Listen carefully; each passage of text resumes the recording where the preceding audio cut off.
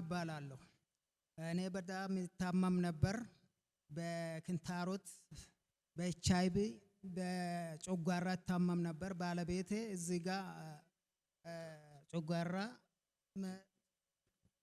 ጨጓራም ከኤችአይቪም ከክንታሮትም ነፃ ወጣኝ ጌታ። እባካችሁ ለጌታ ክብር ይጨበጨባል።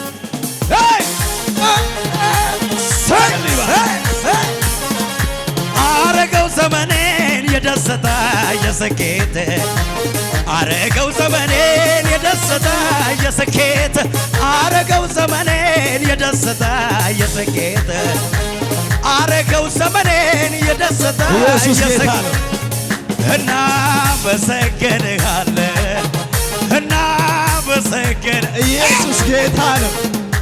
እባካችሁ አንድ ሰው ጮሆ ኢየሱስ ይበል እስቲ። ለጌታ ክብር ስጡና ቁጭ በሉ። ዛሬ ለረጅም ዓመታት ከነበረበት የበሽታ ቀንበር ነፃ ወጥቶ ለምስጋና መጥቷል። እንደተናገረው ነው። ምንም እንትን ማለት አያስፈልግም። ለ10 ዓመት ሙሉ አባ በኪንታሮት በሽታ ይሰቃይ ነበረ። ደም ነበር የሚያስቀምጠው ለ10 ዓመታት ሙሉ ነው። ይህ በኪንታሮት በሽታ ይሰቃይ ነበረው። በጨጓራ በሽታ ለረጅም ዓመታት ከ7 ዓመት በላይ በኤችአይቪ በሽታ ከ3 ዓመት በላይ ይሰቃይ ነበረ። በሐኪም የተረጋገጠ ወደ ኢየሱስ ድንቅ ሥራ ዓለም አቀፍ ቤተክርስቲያን ከተፈወሰ በኋላ እሱ መጣ እንጂ ቀደም ብላ ግን ባለቤቱ ነች የሱን ፎቶ ይዛ ወደ ኢየሱስ ድንቅ ሥራ ዓለም አቀፍ ቤተክርስቲያን ቅጥር ግቢ ውስጥ የመጣችው። በሰዓት ሐዋርያው ከተቀመጠችበት ወንበር ላይ አስነስቶ ጸለየላት። ባለቤትሽም አንቺም ልጆችሽም ከኤችአይቪ ነፃ ወጣችኋል። በባለቤትሽ ያለ ቀንበር ተሰብሯል። ክብር ያለበት ጩኸት አለ ወይ ጉባኤው ላይ ከዚህ በላይ ክብር። ቆይ የመጣው ማን ነው? ባለቤቱ ዳዲዬ። አንድ ቁጭ በሉ እስቲ። ዛሬ እሱ ለምስጋና መጣ። ከሆነለት በኋላ ከተፈወሰ በኋላ እሷ መጣ እሱም ይፈወሳል፣ እሱ ተፈወሰ፣ እሱም ይፈወሳል፣ እዛም ተፈወሰ፣ ሁሉ ተፈውሷል፣ ሁሉም ተፈውሷል። ጉባኤ ድጋሜ ቆሞ ለጌታ ኢየሱስ ኢየሱስ ኢየሱስ ምን አለ አለው አለ ምን አለ የሰማ ሰው ካለ ጌታዬ ምን አለ ምን አለ ቁጭ በሉ እስቲ። ምን አለ ሰይ እኔ ነኝ የማውቀው። ቀኝ እጅ ከፍ አድርግ። ሐኪም ቤት ቢሆን በእርግጥ በኤችአይቪ የተያዘ ሰው አይፈወስም አይደለም።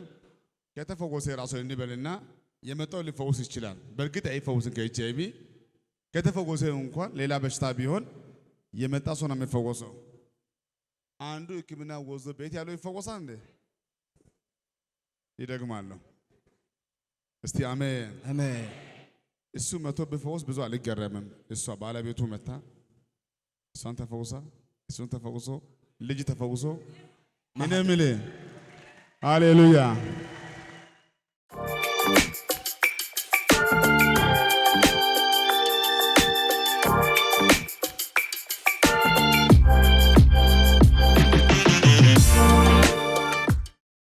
ቤኒሻንጉል ጉሙዝ ተነስቶ ቀጥታ ወደ ወላይታ ሶዶ ለጸሎት ሄዶ ነበር። በሸክም ሲነግረኝ እንደዚህ አለኝ። ከሞተር ወድቄ እጄ ተሰበረ፣ ስራ መስራት አቃተኝ፣ ተንከራተትኩኝ፣ ሕክምና ብዙ መከርኩ። ነገር ግን ሐኪሞች መጨረሻ ላይ ምን አሉኝ? በኦፕራሲዮን ይስተካከላል አሉኝ። ኦፕራሲዮን መደረግ ስላልፈለግኩኝ ቀጥታ የተሰበረ እጄን ይዤ ወደ ኢየሱስ ድንቅ ሥራ ዓለም አቀፍ ቤተክርስቲያን ወላይታ ሶዶ ገስት ሃውስ ሄድኩኝ።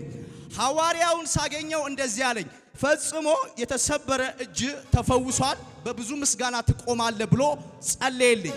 በዛው ምዕራፍ ውስጥ እሱ ደግሞ ባለቤቷ ነች። ዛሬም ከቤኒሻንጉል ድረስ ተነስተው ወደ አዲስ አበባ የመጡት ለምስክርነት ነው። በፊት በሐዘን በለቅሶ በኪሳራ ለጸሎት ወደ ወላይታ ሶዶ ገስት ሃውስ ሄዱ። ዛሬ ለምስጋና መጡ።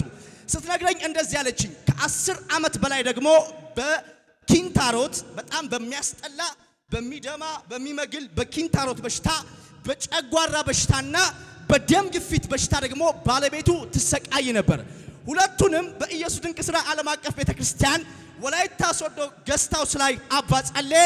የተሰበሩ እጆቹ ያለ ኦፕራሲዮን ተገጥመው ለ10 ዓመታት ሙሉ የነበረ ኪንታሮት ተነቅሎ ደም ግፊት ተነቅሎ እባካችሁ ጨጓራ ተነቅሎ ትናንት በለቅሶ ሶዶ ዛሬ ለምስጋና አዲስ አበባ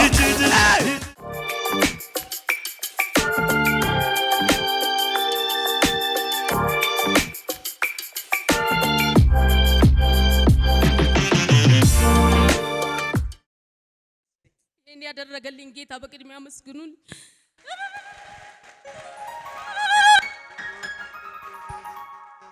ስም ይባረክ የኔ ጌታ። ከአይምሮዬ በላይ ነው። እኔ ልገልጸው ከምችለው በላይ ነው ጌታ ያደረገልኝ። ክብሩን ጠቅልሎ ይውሰድ።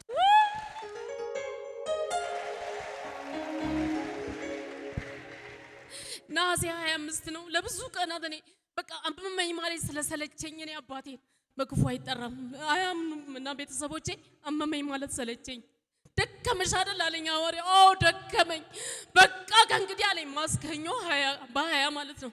በ25 ደግሞ ነሐሴ 25 እሑድ ጉባኤ ላይ ያገኘኝ። ጉባኤ ላይ ከልጄ ጋር ከባለቤቴ ጋር ሶስታችን ነበር ነውና እኔና ልጄን አስነስቶ ልጅሽ ሽባ አይሆንም ነብይ ነው አለኝ። እኔን ደግሞ ሁለቱን ጡቴ አይቆረጥም ብለሽ ያለኝ ኢየሱስ። አረ ክብር ያለው ኢየሱስ፣ አዋጅን አዋጅ የሚገለብጥ ኢየሱስ።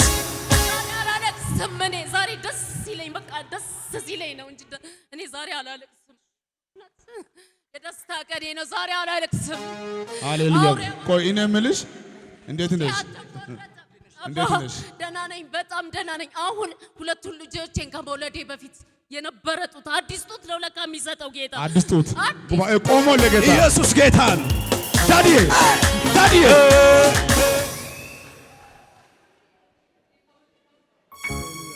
ቁጭ በስ ትምህርቱን እየተማረ ነው በሰላም። ሽባ ይሆናል የተባለው ልጄ ነብይ ነው ብለህ ነው ያልከው። አሁን ወደ ትምህርቱ ገብቷል። ልጄ ሽባ ይሆናል። በደንብ አልሰማ። እስቲ አሜን አሜን። ዳዲ ስትነግረኝ እንደዚህ አለችኝ። ለ4 ዓመታት ሙሉ ይሄ ሁለቱም ጡቷ ድንጋይ ከሚከብደኝ አካል ሃሌሉያ። አይመስለኝም። እኔ እስቲ አሜን ተሸከምኩ ነበር የሚመስለኝ ማለት ነው።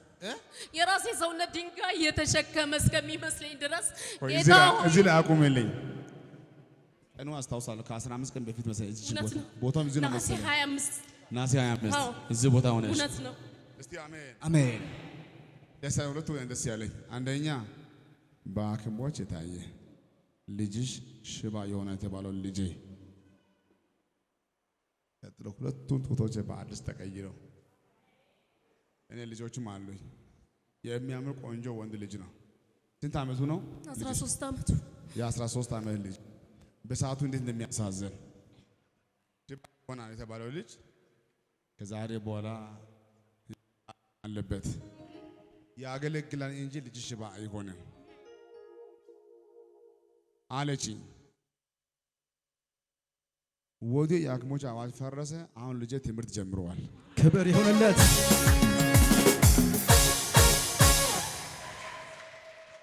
እንደ ድንጋይ የከበደ ጡት ሳይሆን ንጹህ 00 የሆነ ጡት። እሺ ሃሌሉያ። አሁን የቀረው አንተ ብትናገረ ከዛ በኋላ ያንቺ ጉዳይ እናበቃለን። እንዴት ነው የምታደርጊው? ያዥ ጡትሽን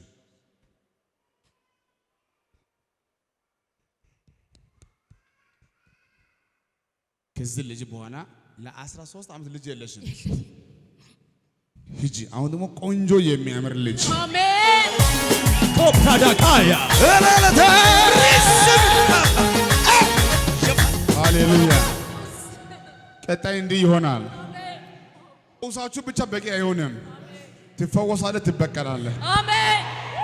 እስቲ ሴቶች ሁላችሁ ጡታችሁን ያዙ። እስቲ በኢየሱስም ጡታችሁ አይቆረጥም፣ አይቆረጥም። እንደው የካሳ ልጆች አሜን። የካሳ ወንድ ልጅ አሜን። የካሳ ሴት ልጅ አሜን። እነ ቆንጆ ቆንጆ ልጆች አሜን። ሰይጣን ያሰበው ሌላ ጌታ ምለው ሌላ አሜን። የሰይጣኑን እናፈርሳለን። አሜን። የጌታ ግን ይሆናል። ሂጂ ቆንጆ ልጅ ውለጅ።